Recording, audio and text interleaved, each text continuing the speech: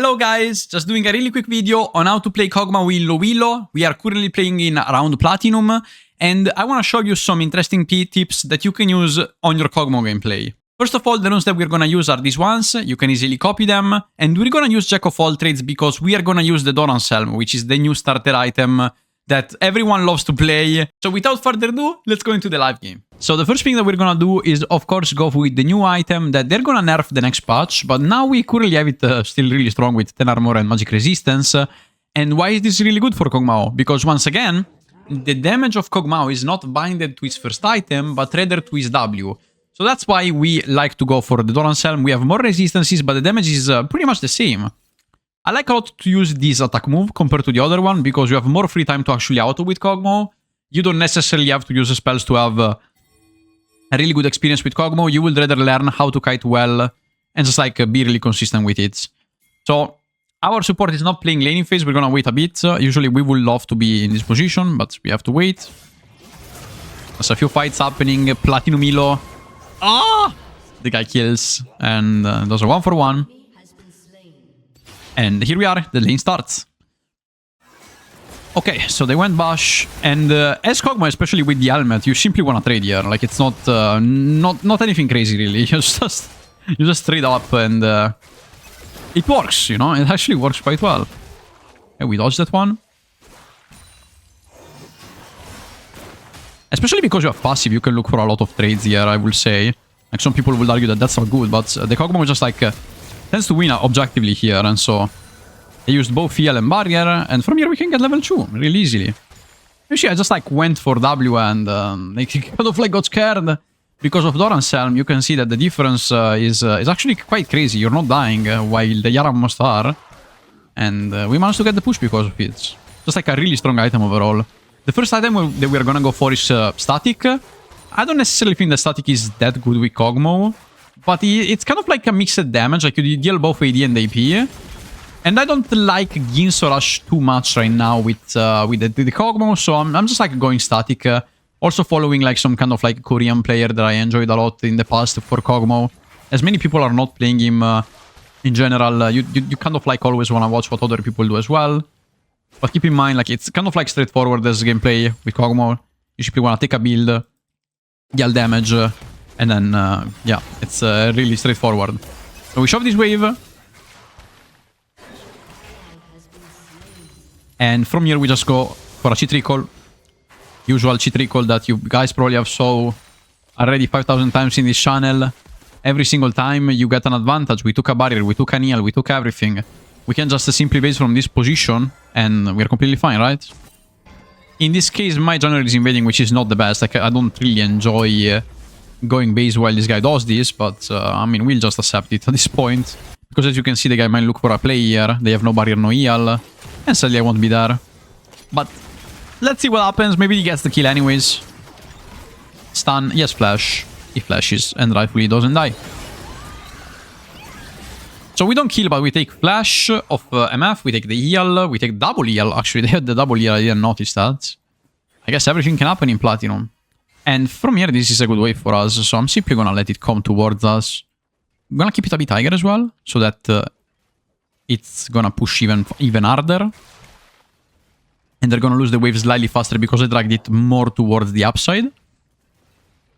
It's a really tiny tip for you that you can always use in your games. Usually you would rather go for Pickaxe, of course. Pickaxe is the best spike. Attack speed is not really what you want. Pickaxe is just like so much better.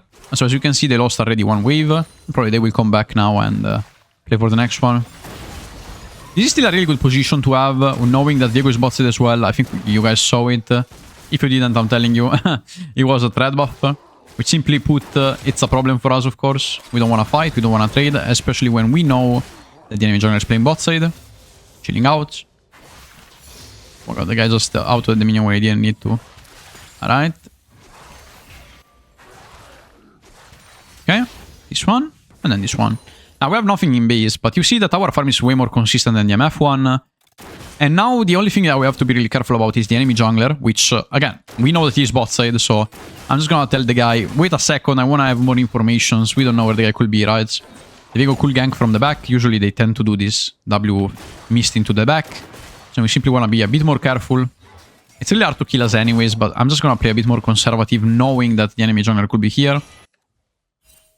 We're gonna hold the wave here. If I can, again, drag it always a bit higher. I don't think I'm able to. I didn't manage to do it too much. But that's still quite nice. Mel used all his cooldowns, as you can see. So if Mel uses all your cooldowns, you just want to play even slower, right? You don't want to trade when she has no summoners or no spells. And the same applies here. She has no flash, she has no spells. She missed again. So we want to play way slower and just call to back off. She's not playing perfectly, like she's making a lot of mistakes, but now we know that Viego is topside at least, which is a good position. It simply means that we can look for a full all-in at least on someone. We know that the Nami has flash, but the MF doesn't. Look for a trades. See, just like kiting her to the back. Guys, I hope you're enjoying the content that I'm doing lately and you're learning something new. It's really fun in the end to actually play like some champs and just explain you how they play, how they work, and what you want to look out for when you play them. So I hope you're enjoying the content and it's helping you out to improve your gameplay, right? Now, I don't know how many people are interested on Kog, okay? One guy in the stream just said to me, I want to learn Kog, so please make a video about it. I guess we made a video about this Kog as well. And yeah. Again, Kog is a really weird champ. Like, I enjoy him. It's just like, doesn't have a high play rate. Luckily, we dodged that. We probably would have died if this actually lands on me. Like 200, 300 damage all, and I wouldn't have been fine. Static is not getting nerfed the next patch, so this build is still really fine for the next patch, guys, if you wonder. Because they're gonna nerf Senna to the L of the ground. But Static kind of like remains the same. I want you to know that. As it remains the same, don't worry about it, really. Just don't. Okay, the guy misplayed the bubble. She has flash, but she didn't manage to. And so she just died. Nice, pretty good. So if you take kills as Kog'Maw, it's always a plus. Like, you're always gonna see kills as Kog'Maw as a bonus. Never see kills as Kog'Maw as something that you should have. It never fucking happens. 99% of the times you get kills luckily, randomly. It just makes no sense, really. So getting a kill is just like such a huge bonus for this champ. Alright, we don't manage to get Static, but the good thing of Static is, again, it's kind of like mixed, you see. You have a lot of all these stats, and of course another reason is that we have Jack of all trades, which you're gonna get at 5 stacks. In this case we have 7 already. And if you reach 10, of course, you're gonna get 25 Adaptive Force, which we are gonna get by going for the next item, which I never remember the name of. Let's scan down. We have basically every statistic in the game. We should be able to reach 10 with this build, if I'm not wrong. Because we have Omnivamp boots. I mean, yeah, we should reach 10. Now, I don't remember exactly how, but that's why we go for this rune here. It's the main reason. Alright, and the thing that I like about Kog, again, is really consistent now with the new Doran item, where I felt that most of the times the champion didn't have an item that suited him in the early game. Because you went for Doran Blade, but Doran Blade didn't feel good. Recurve, like, Doran's Bow kind of like feels decent, I guess. But there's like so much difference now with this Doran's Helm item. A lot of people are rushing it. It's quite interesting again, so I invite you to try it out as an item. You probably might have some problems on, like, at the start, maybe. But in reality, like, last hitting kind of feels the same because the item has 5 bonus damage on minions. So the fact that you have bonus damage on minions kind of like makes it playable anyways. I don't know where the Viego is. We're playing for Drake, so because we're playing for Drake, I'm gonna push this wave really quick. Bam, bam, bam, and bam, and bam. Alright, we enter this position, ward the position, so that they can't sneak out to Drake randomly. The important thing is that you have the push when your jungler is doing Drake, right? So in this case, by warding this position, I close the path for Viego, and he can only pass through mid lane if he really wants to. But this helps out a lot, because as you can see, if they do this type of play, we can look for it. In this case, we haven't managed to do anything. But you're closing them out, right? You can close them out, just let Mel there, and they can never enter the position, which basically means that you're gonna get the Drake, right? So, really easy to execute. As you can see, when I'm playing low elo, I'm not doing anything crazy. I'm also, like, playing really by the book, so that you can understand that even if you don't have perfect mechanics, you can easily just, like, have a really good farm, and reach a point in the game where you're really strong and you can carry your own games. Alright, that's an ultimate. Oh, I managed to hit him. Okay, they use 1 heal. I don't know if they use it 2, because those players have 2 heals. There's a lot of weird things happening. Oh my god, I lost the cannon, yeah. I mean, maybe you don't lose the cannon if you are playing League of Legends, but I'm losing every single cannon. There's something wrong with me in these days. MF ults, rightfully, because that's the best play. I'm gonna look for a tiny trade on her, because she went in my range for no reason. And there's the enemy jungler. He even misplayed the mist. He could flash. Okay, we're still fine. And the only bad thing is, of course, your damage is quite low when you have no W when you play this build. Just keep it in mind.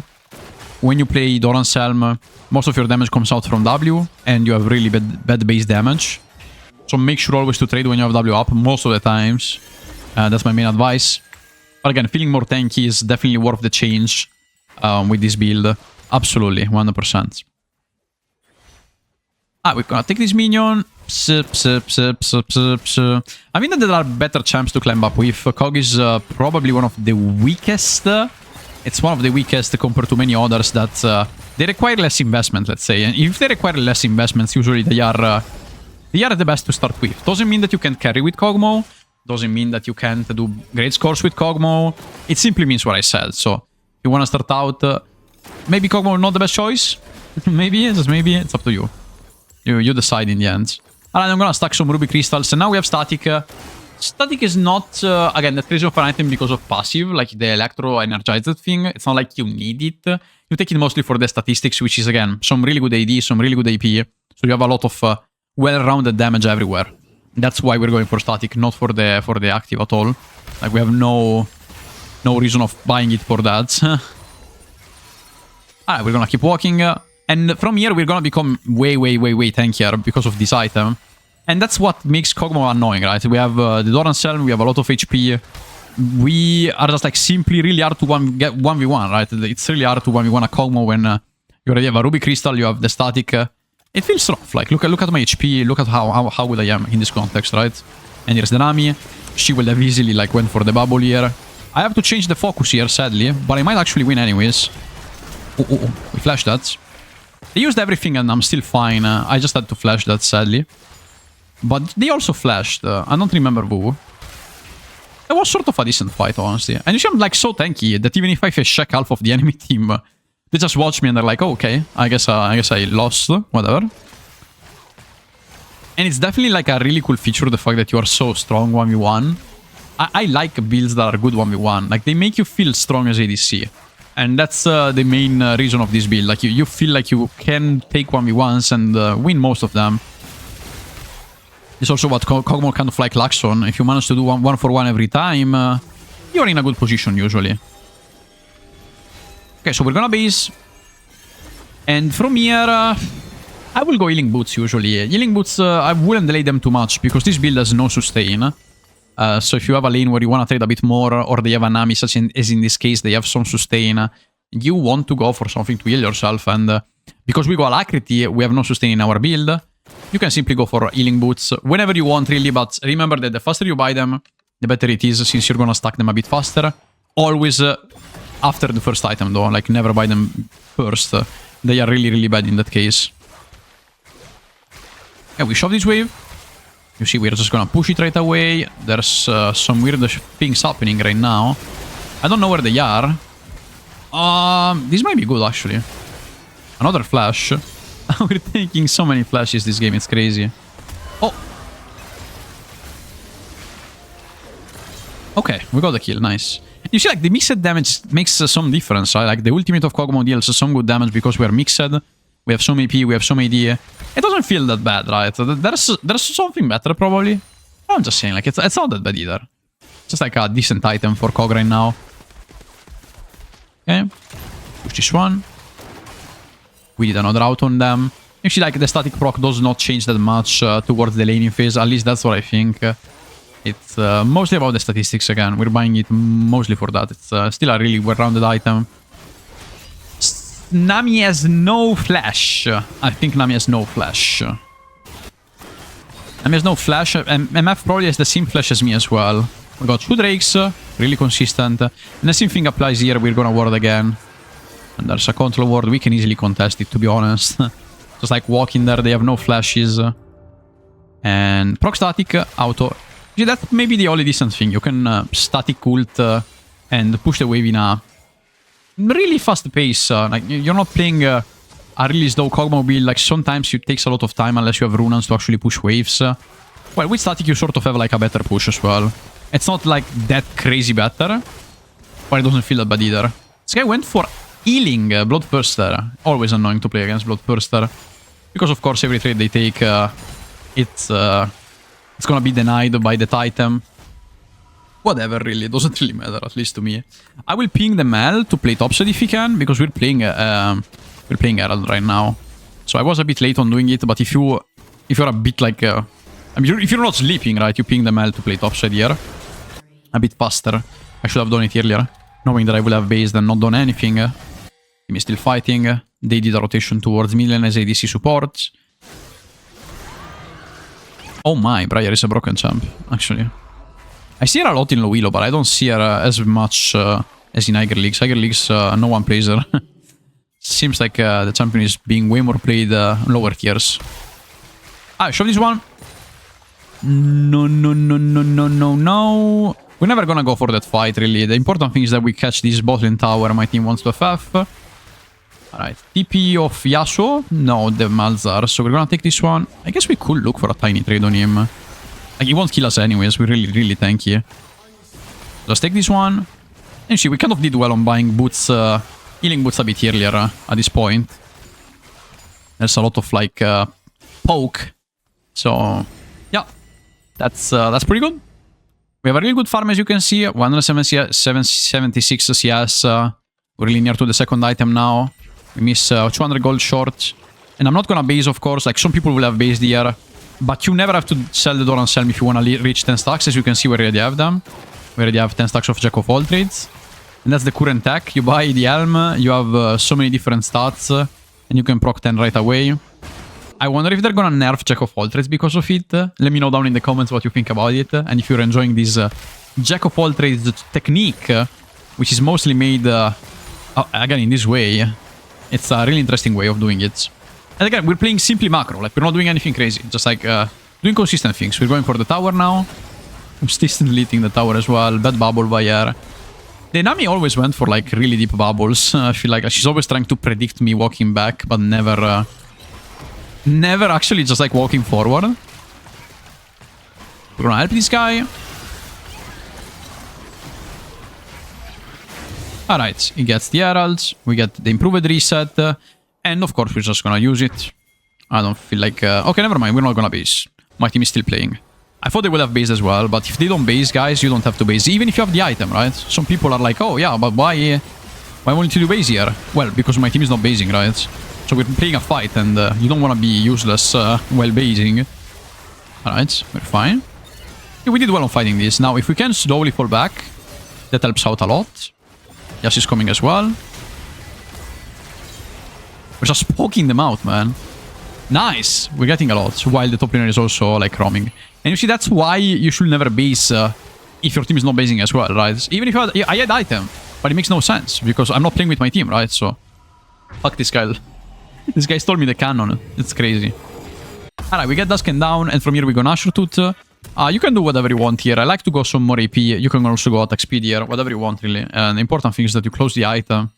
I don't really find it that important what you go in this case. I just think that the more AP you stack, the better it is. So in this case, I went for 65 AP rather than Recurve plus some AP. Just feels a bit more consistent, I will say. Alright, and this item, no, the Dusken Down, it's been a bit underlooked after the changes where after you use an ability, you deal more damage and it also heals you. Of course, it's not crazy strong, but it's also not that bad that you wouldn't love to play it. It's surely a good item. Okay, I W that. Oh, I'm still fine, actually. And usually will try to kill me, but I'm too tanky. Like, that's just how it is. They want to try to kill you as ADC, but they don't manage to. And they actually FF'd. Guys, I hope you enjoyed this video and you learned something new. Kog'Maw is a really interesting champion, actually. You can get lots of value if you know exactly how to play him. And he's quite tanky as well. We didn't manage to do free item build, but I think you understood pretty much how this goes. After Nashortooth, we will have gone for Ginso. Thank you so much for watching, and see you in the next video.